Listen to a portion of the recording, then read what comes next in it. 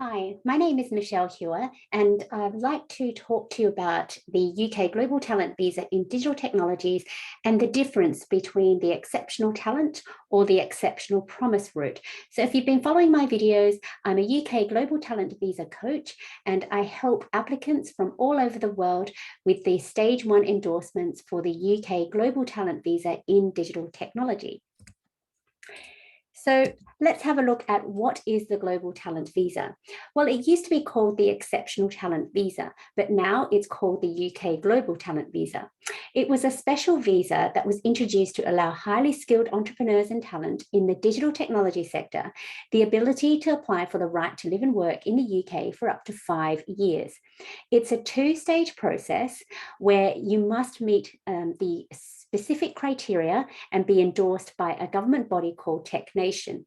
Now, how you meet that strict criteria is that you must follow the guidelines by Tech Nation, and then you must be endorsed as an exceptional promise or an exceptional talent before you can apply for stage 2 visa.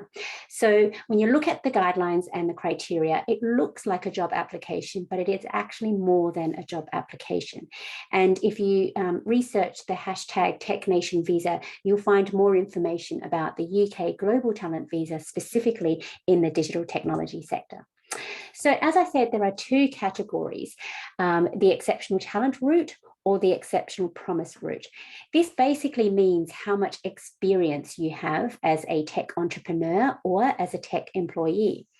Now, the Global Talent Visa is about allowing leaders or potential leaders in the tech sector the ability to apply for the Global Talent Visa. So the difference between exceptional talent and exceptional promise is split under two boxes here. So if you have more than 5 years experience, if you are later on in your career, you must prove your leadership through your skills and achievements, and you should be more of a senior, a leader, a manager, maybe a CTO or CEO. So someone who has had quite a bit of experience under their belt and who are probably about over 5 years experience. This what Tech Nation call, you should be a leader in your field at this stage. Even though you may not feel you're a leader, this is what they've said that you should be going under when you apply for the Global Talent Visa for the stage 1 endorsement. You must say that if you've got 5 years experience, a bit later on in your career, you should be going under the talent route. Now, if you are less than 5 years experience and you're a bit more earlier on in your career, you have to prove your potential to be a leader through your skills and achievements. So you're not quite there yet. These people are usually students, graduates, or people who are, a few years starting out in their career in tech. So if you feel like if you've looked at the criteria and you don't meet the criteria and you feel like even though you've got more than 5 years, but you want to apply for the promise route, that's not going to be acceptable because you should be at that stage in your career. If you're over 5 years, you should be going under the guidelines that talk about the exceptional talent route. If you do that, if you are a talent, but you apply for promise, the assessor may assess your application as a talent and may not endorse you just from you saying, well, I'm 5 years out or more than 5 years out, but I'm going for promise. The assessor will say, well, you should be applying for talent anyway. So they will assess you under talent. So they will assess you as a leader in your field in the digital technology sector. So that's the difference. Please don't be cheeky or don't try and, go under the radar and say that you're a promise when you're really a talent. Or if you're a talent or if you're a promise, you're going to select talent. The assessor will have the discretion, but it really is up to you to showcase yourself, the assessor, what you really are. And it's about self-reflection, self-awareness, and meeting the criteria as well. So the criteria is as follows, and the reason why it's really important is if you are 5 years out, you need to go under the talent route, and the criteria is different to those who select the exceptional promise route, who are less than 5 years. So I've put in red the difference between the talent and the promise criteria in the guidelines. Okay, so there are five criteria that you need to select but well, it's available to you, but you only need to select 3 out of the 5. Okay, so the 5 are here. So everyone has to select the leadership criteria. Okay, so once you decide if you're a talent or promise, you then look at, how do I show that I am recognized as a leading talent, as opposed to if you're a promise, how do you show that you've been recognized as a potential to be a leading talent? So there's a slight difference there. So one is that you are already a leader in your field, and you need to showcase why you are a leader using the guidelines in the technician guidelines on the website. Or you've done a few things to show that you do have the potential to be a leader in your field, and you need to show evidence of that.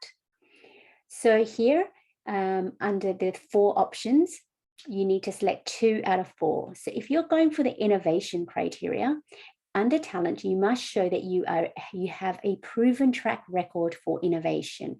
And how you show proven track record is basically if a product has been launched, and you are consistently doing that over a period of time. So in the last 5 years or the last 10 years that you've been working in tech, you have to show a consistency of a proven track record of innovation.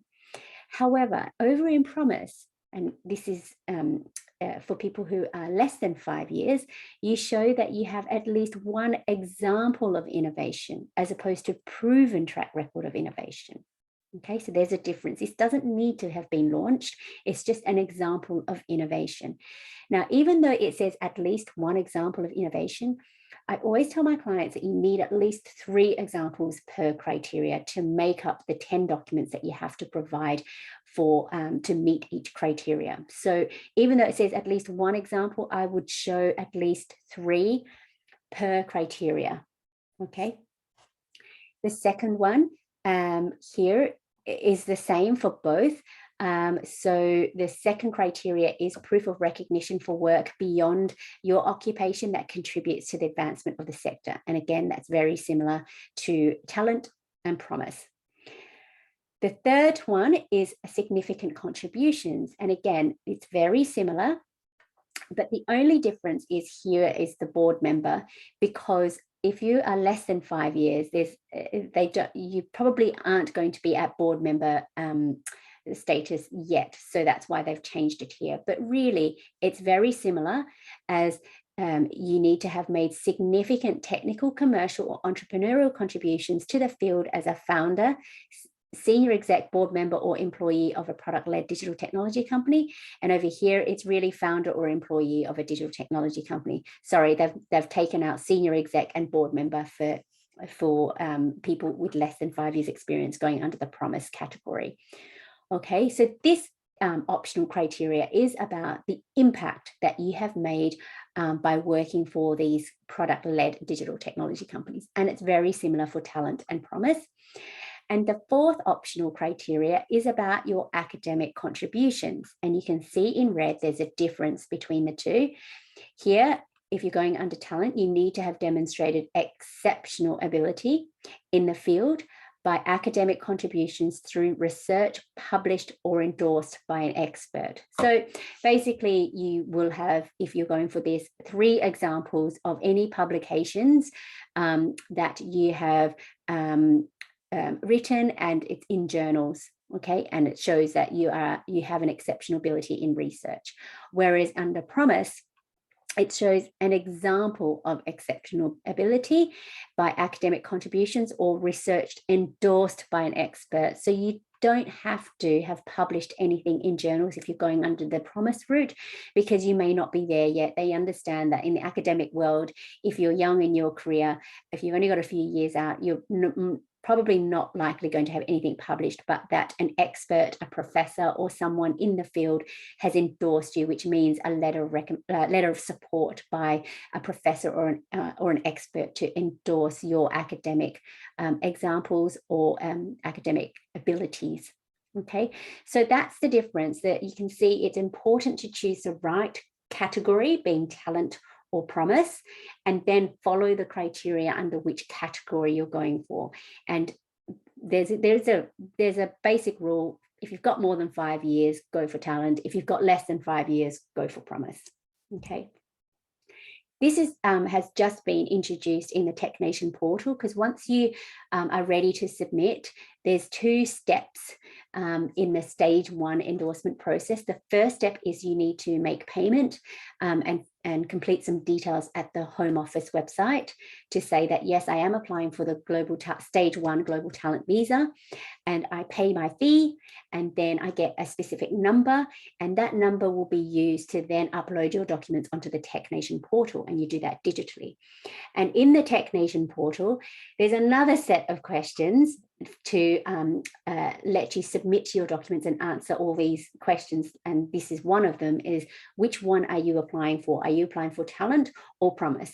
Throughout your documents, the 15 documents that you're submitting, it should be clear in there, but sometimes it's not clear. So they've added this in to make sure that it is clear. You're articulating that you are going for talent or promise. Okay, and you have to explain why you're going for talent or promise. So it's very basic. It's only 250 words. You know, you're going for talent because you've got more than 5 years experience. You have to sell yourself as to why you are a leader in the field. If you're going for promise, you sell yourself as to why you're a potential leader in the field, and that, you know, you've got some documents to back that up. They want you to convince the assessor that you are going for talent or promise, so that you can convince them and land and explain why you're going for one or the other. Even though the assessor will have the discretion, if they feel like, no, you're not talent, you're promise, they have that discretion, but they want you to sell yourself to them, essentially. So this is very basic. You just need to say, you know, a few lines or paragraph, whatever, under 250 words as to which one you're going for. Okay, so you'll select it here, talent or promise. It's a drop down. Okay, and then explain why you've chosen for talent or promise. Okay, hope that's clear. If you've got any other questions, or if you feel like, okay, now I know the category, how am I going to structure my evidence? What documents am I going to submit? I do have some templates. These templates don't give you the wording, the exact wording of what you should be putting, because that's your content. But what my templates give you is the structure of how your documents should look like, and you will add your content in. So you can't copy any content because there's no content in there, because everyone has different content and a different story.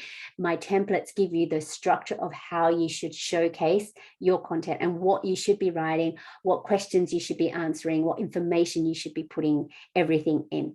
So this is my membership area. You can avail yourself to that. Have a look at my link there. You can go straight into it, and there's loads. It says 28 lessons. There's videos, there's templates that you can download. There's loads of resources and materials for you to go into and have a look at once you've decided, yes, I want to apply, I'm eligible, I have decided to go for talent or promise, and now how do I structure my evidence? So have a look at my membership area. I've got the link below as well, and there is a fee for that. So it's, you know, I've done this for over 5 years. It's everything in my brain into this course membership area for you to take advantage of, and it's tried and tested templates. All my clients use this, and it's taken me so many years to develop this, especially for you, and people have been successful after using my templates. So there's videos for everything, there's explanations, there's downloadable things, there's ideas and things that you can include in your application. So I hope that helps. If you have any questions, go on to my website. There's loads more information there. I have a YouTube channel, as you know, and there's my email there. So I hope this has helped you with the splitting the difference between talent and promise, and you can only pick one, don't pick both, and explain why. Thank you. Bye.